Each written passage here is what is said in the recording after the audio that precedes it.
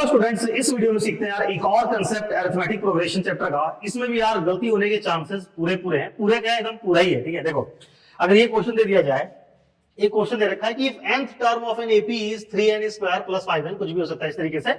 एक एपी का nth term दे रखा है और बोलेगा find the 10th term, find the 10th term. ठीक है, एक बार वीडियो पॉज कर लो और तुम तुरंत बताओ चारों में से कौन सा ऑप्शन होगा, तुरंत अभी क्लियर हो जाएगा। ठीक है, ज्यादातर स्टूडेंट क्या करेंगे, पहले कर लो, सॉल्व कर लो, वीडियो पॉज कर लो। ज्यादातर स्टूडेंट क्या करेंगे, nth टर्म दे रखा भैया, 10th टर्म पूछा, ये क्या कोई सवाल है? मतलब ये तो मतलब कोई सवाल ही है। ठीक है, सीधे पुट करेंगे 3, 10 का स्क्वायर, मतलब पुट भी नहीं करेंगे, ओरली हो जाएगा। 10 का स्क्वायर 100, 100 इंटू 3 300, 300 और 5 इंटू 10 50, 350। और देखेंगे भाई ऑप्शन में क्या 350 दे रखा है कहीं? हाँ, अरे ये तो पहले में ही मिल गया, हो गया खत्म, आगे बढ़ जाएंगे। और जब नंबर आएगा तो भैया ये क्वेश्चन तुम्हारा गलत हो गया। क्यों भैया? यहाँ पे नन ऑफ दीज भी तो लिखा हुआ था, तुम्हें नहीं दिख रहा था? नन ऑफ दीज लिखा हुआ है। अब बोलोगे यार आंसर तो आ गया ठीक, 350 आया और 350 मैच भी कर गया, इसमें क्या गड़बड़ है?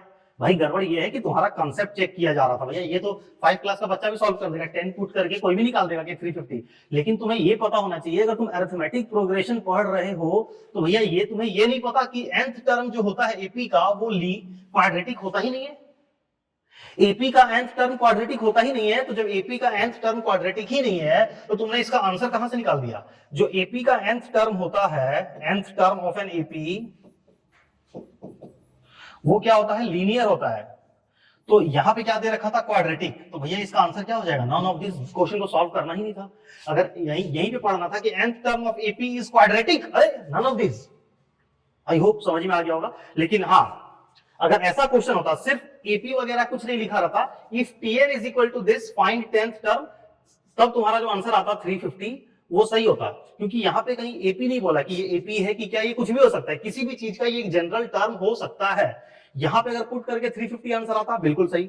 लेकिन अगर लिख दिया है कि nth term of AP is this और तब तुमने निकाला 350 तो गलत है। तो ये बात समझ लो कि एपी का nth टर्म लीनियर होता है, क्वाड्रेटिक नहीं होता है। और सम ऑफ nth टर्म जो होता है, हाँ इसमें क्वेश्चन और बन सकता था, Sn दे देता, Sn is equal to 3n plus 5 और बोलता कि फाइंड सम ऑफ 10 टर्म।